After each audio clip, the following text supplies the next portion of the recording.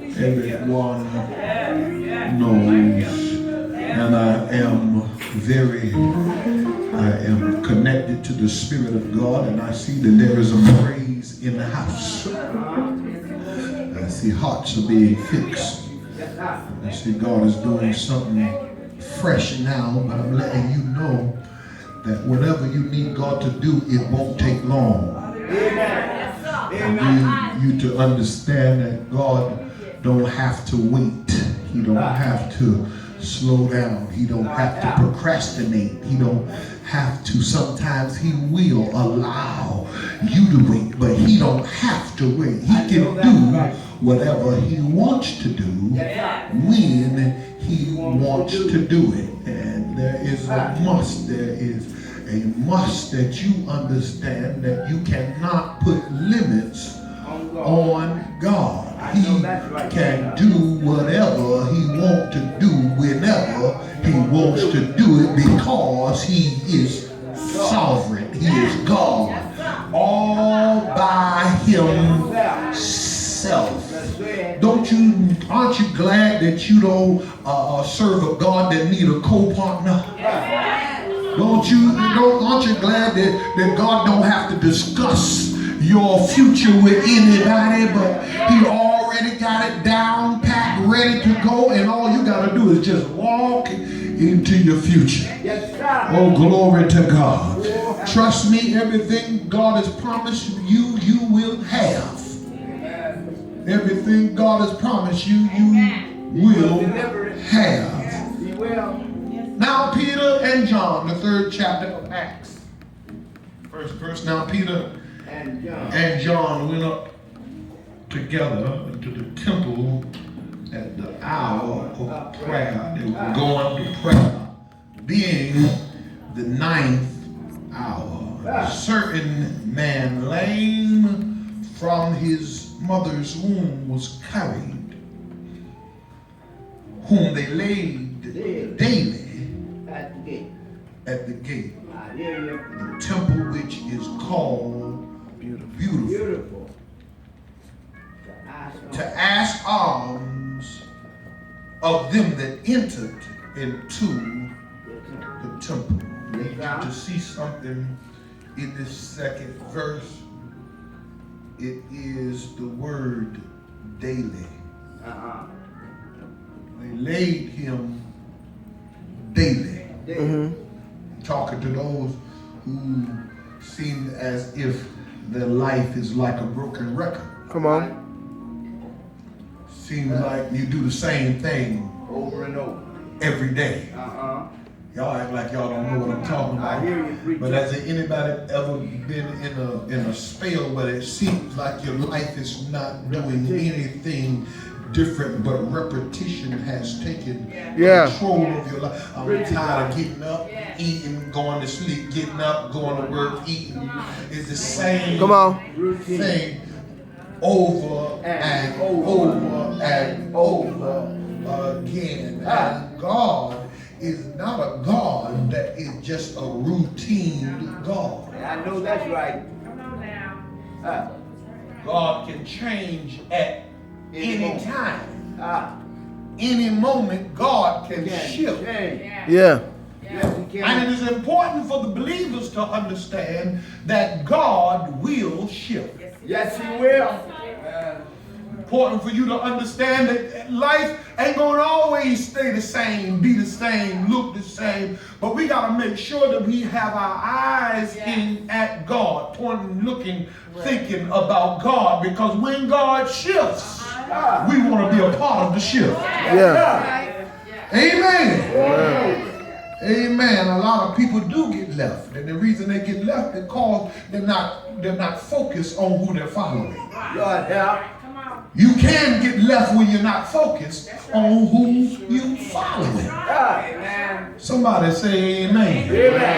One thing I hate to do, I can't wait till we get these buses right and stuff, because I don't like to lead nobody to the church, because I drive too fast, and I forget to look in the rear view mirror to see who behind me.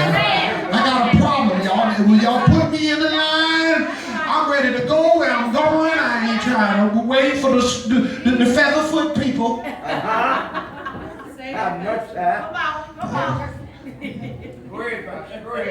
I ain't waiting for featherfoots now. I hear you. I wants to go where I'm going. Yeah, Now man. understand? Can I just talk to y'all for a minute? Yeah. If you are following a heavy foot person, and you are a featherfoot person, Yeah. then there is a big issue because somebody Get left. gonna have to come up. Yes. Gotta come up. Either that featherfoot person, They use the GPS. they're gonna have to push the pedal down a little further. Or the heavy foot person gonna have to lighten up just a little bit. But let me explain something to you. My problem with the featherfoot person is they ain't the leader. Amen. I'm glad.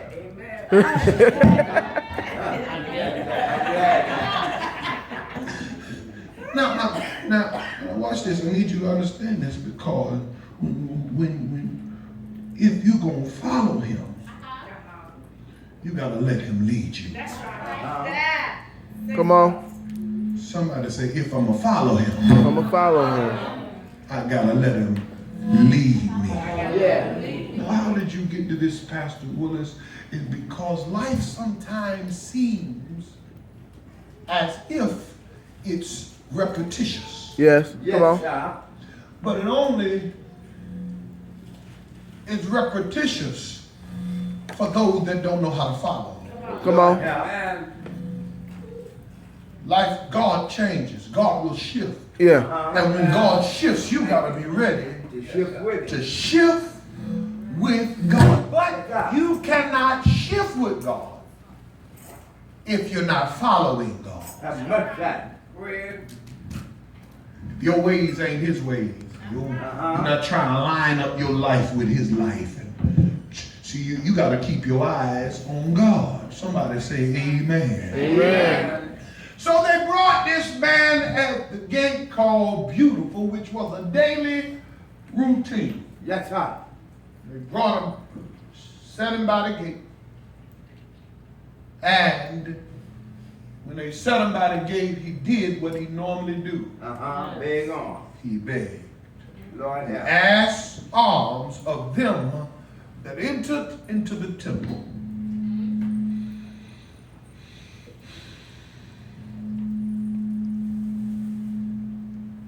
He asked alms of them that entered into the temple. Lord have much time. Now,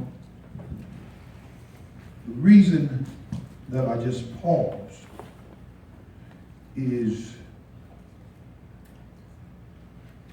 I don't understand why they set him to ask alms at the temple. Huh. They didn't sit him at the bank.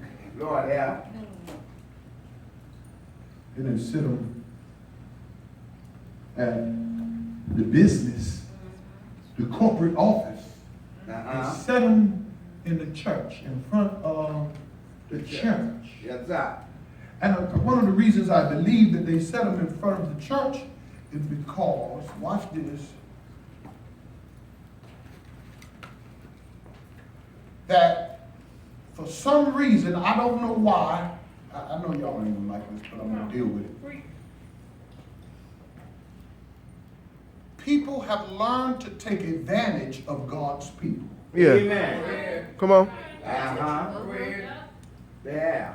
It's a shame that people set this man in front of the church Glory. because they said that the banks might not give. Come on. The corporate office may not give, but those that's going to pray, they are the ones that you are to ask from. I don't know why God you sent me this way, but Lord, I ask that you hold me up now. Help him, Lord. Now understand, it is the church's job, it is ministry's job to be a blessing to people. Amen. But it's not the ministry's job to be taken advantage of. Come on. Just because you're a believer don't mean that you're supposed to give up everything you got. Yeah. Lord help.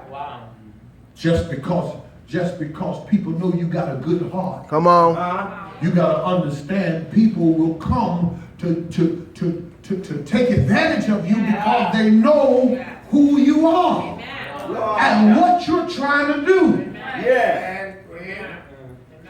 For some strange reason, folks think they can take advantage of church people. Amen. They set them in the front of the gate called Beautiful to ask alms of them that comes in the temple. What are you trying to say, Pastor? I'm just trying to say, I'm trying to say to you, you got to watch people that's after you because you have a good heart. Glory. You got to watch people that's willing to take advantage of you just because you have made your commitment to God and because God has listened to me, believers. You cannot give all away trying to help somebody. Come on. Oh, y'all don't like this. Yeah, so, see, a lot of times we give our all to people that don't want to give their all back to us. And then when it's time for us to use our all for ourselves, we end up drained because We're giving it all away. we're giving it all away. That's right. Sometimes you gotta make sure you straight. Ah. Push your neighbor and say, sometimes you make sure you straight. Make sure you happy. Make sure you blessed. Yeah. Make sure, because you can't help others if you can't help. Yeah.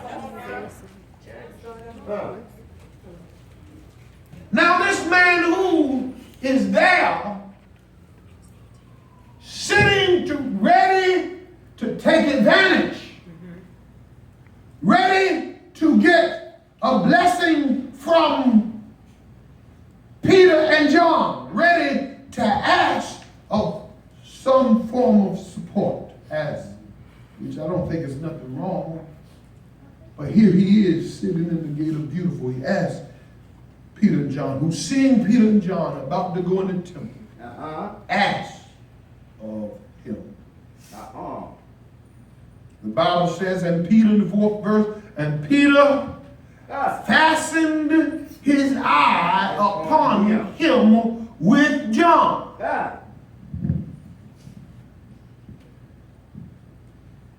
He looked at him. Looked at him with John. And obviously, he saw something in that man. And he says to the man, Look on us. look on us. Look out now. Look at you, but you need to look at me. Pay attention. Yeah, you need to look too. Pay attention. Oh, bro. Oh, y'all, you Come on. you caught it. Everybody didn't catch it. Yes, sir. Not only me look at you, I see something in you, Yes, sir. but I need you to see something In me. in me. Yeah. Thank you. Oh, glory. You need to see what I am just like I see What you are. what you are. Yeah. And you see, a lot of times we're looking at people and I see something in you, but you ain't looking at what I see. Lord help. Sometimes you're looking at people and people looking at you and they're not seeing what you see. See, and what John was telling this man to do is something in me that you need to see. Yeah. Hallelujah. See, and as a believer, you ought to have something in you that people need to see. Y'all ain't talking back to me. It ain't all good all the time. Every time they look at you, they see the same light.